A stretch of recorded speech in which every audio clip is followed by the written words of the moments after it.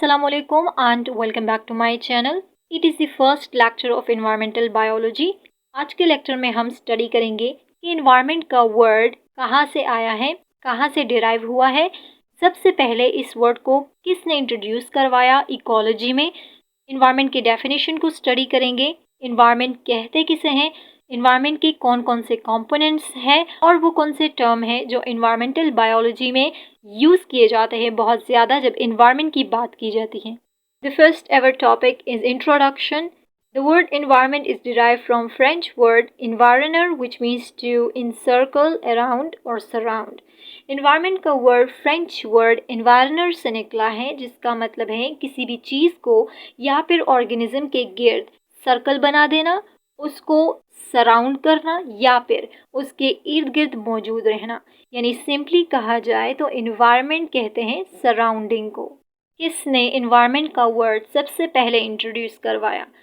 So Jacob when biologist वो सबसे पहले बंदे थे जिसने इन्वायरमेंट का वर्ड इकोलॉजी में इंट्रोड्यूस करवाया. Ecology itself is a branch of biology. ये एक फील्ड है, ये एक सब्जेक्ट है. इकोलॉजी में इन्वायरमेंट और ऑर्गेनिज्म के बारे में स्टडी किया जाता है. क्या स्टडी किया जाता है कि इन्वायरमेंट का और ऑर्गेनिज्म का आपस में क्या रिलेशन है, क्या वो पॉजिटिव रिलेशन है, क्या वो नेगेटिव रिलेशन है, इसके अलावा उनका आपस में क्या इंटरेक्शन है, क्या कनेक्शन है और वो एक दूसरे को किस तरह इफ़ेक्ट करते हैं. इन सब को इकोलॉजी स्टडी करता है. इकोलॉजी की बात जहाँ पर भी की जाती है वहाँ पर इन्वायरमेंट की बात ज़रूर की जाएगी. If someone ask you to define environment in a single line, so you can tell them that environment is the surroundings in which the organism live.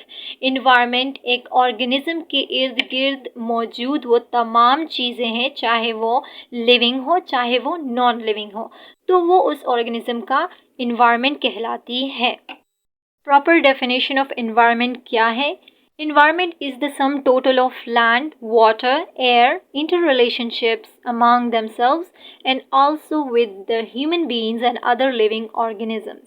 Environment एक combination है land का, air, water, soil का, इसके अलावा humans और दूसरे living organism जैसे कि plants, animals and microorganism का.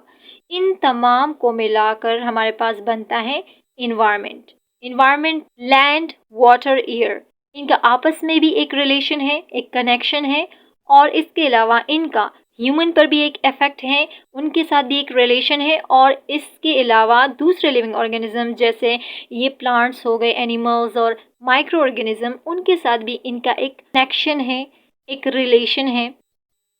सो सिंपली हम कह सकते हैं कि इन्वायरमेंट एक कॉम्बिनेशन है लिविंग ऑर्गेनिजम्स का और साथ में नॉन लिविंग थिंग्स का. There are main two components of environment. The first is biotic component. Biotic component में आते हैं all living things. जितने भी living things हैं, these all conclude to biotic component. For example, plants, animal, human beings, microorganisms. Abiotic component is the second component of environment जिसमें के तमाम तर non-living organisms आते हैं. For example, light, temperature, climate, soil, water, air, these all are the non-living component of environment. वो terms जिसका environment के साथ एक गहरा ताल्लुक है वो है resources और conservation. हम कहते हैं कि environment एक रिजर्वायर है resources का. रिजर्वायर का मतलब होता है एक storage system है, यानी कि environment एक storage system है resources के लिए, जिस तरह के एक टैंक रिजर्वायर होता है वाटर के लिए. रिसोर्सेज होते क्या है?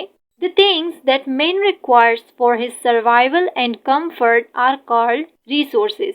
वो तमाम तर चीज़ें जो ह्यूमन को अपने सर्वाइवल और कंफर्ट के लिए चाहिए होती हैं उसको रिसोर्सेज कहते हैं. इंसान की दुनिया में दो ही काम है, एक उसे सर्वाइव करना है और दूसरा उसे कंफर्ट चाहिए. अगर वो सरवाइव कर जाता है तो फिर वो ज़्यादा से ज़्यादा चीज़ों की तलाश में होता है ताकि उसे कंफर्ट मिल सके. सो गोल को अचीव करने के लिए इंसान को जो जो चीज़ें चाहिए इन्वायरमेंट में, तो वो उनकी रिसोर्सेज कहलाते हैं और वो इन्हें इन्वायरमेंट से ही मिलते हैं. दूसरा टर्म जो अक्सर यूज़ किया जाता है वो है conservation. Conservation is maintaining the natural resources of environment and their careful use. Maintain का मतलब है कि आप रिसोर्सेज को एक बैलेंस तरीके में, एक लिमिटेड तरीके से आप उन रिसोर्सेज को इस्तेमाल करें। नेचुरल रिसोर्सेज से मुराद है water, air, soil, land, minerals, forest, wild life, ये तमाम आपकी रिसोर्सेज हैं। आपने उनको एक बैलेंस तरीके से वाइजली इस्तेमाल करना है, दैट कि आपको फ्यूचर में उससे कोई नुकसान ना हो। एंड देयर केयरफुल यूज़ का मतलब है कि आपने इन तमाम तर रिसोर्सेज को वाइजली यूज़ करना है ताकि आप अपने इन्वायरमेंट को डिप्लीशन से, डिग्रेडेशन से और हार्म से बचा सकें। तो यही कंजर्वेशन है, एक बैलेंस तरीके से अपने इन्वायरमेंट को यूज़ करना, अपने इन्वायरमेंट में मौजूद नेचुरल रिसोर्सेज को यूज़ करना। इन्वायरमेंट एक ऑर्गेनिज्म के इर्द गिर्द वो तमाम तर एक्सटर्नल कंडीशंस हैं जो उसके डेवलपमेंट को, उसके ग्रोथ को मुतासिर करते हैं। इन्वायरमेंट एक सिंगल साइंस नहीं है, ये एक मल्टी डिसिप्लिनरी साइंस है। इसमें हम दूसरे फील्ड, दूसरे ब्रांचेस को भी स्टडी करते हैं, जैसे physics, chemistry and agriculture. Physics का एक रूल है, every action has a reaction. आप इन्वायरमेंट को अगर एक पॉजिटिव वे में इस्तेमाल करोगे तो इन्वायरमेंट भी आपको उसका एक पॉजिटिव रिजल्ट देगा। केमिस्ट्री को किस तरह इम्प्लीमेंट किया जाता है? So there are different kind of reactions जो कि इन्वायरमेंट में हो रहे हैं और इससे हमारे इन्वायरमेंट को फ़ायदा भी हो रहा है। इसके अलावा एग्रीकल्चर को किस तरह की agricultural practices like the use of fertilisers, the use of pesticides, अगर आप उनको बहुत ज़्यादा यूज़ करेंगे तो इससे इन्वायरमेंट को बहुत ज़्यादा नुकसान होता है। हमारी सॉइल डिग्रेड हो जाती है, हमारे ऑर्गेनिजम्स की डेथ हो जाती है। तो इसके और पुअर इरिगेशन प्रैक्टिसेस से भी हमारी सॉइल को बहुत ही डैमेज होता है। ये सारे के सारे ब्रांचेस इन्वायरमेंट के साथ कनेक्ट है और इनको भी स्टडी किया जाता है जब हम इन्वायरमेंट को स्टडी करते हैं।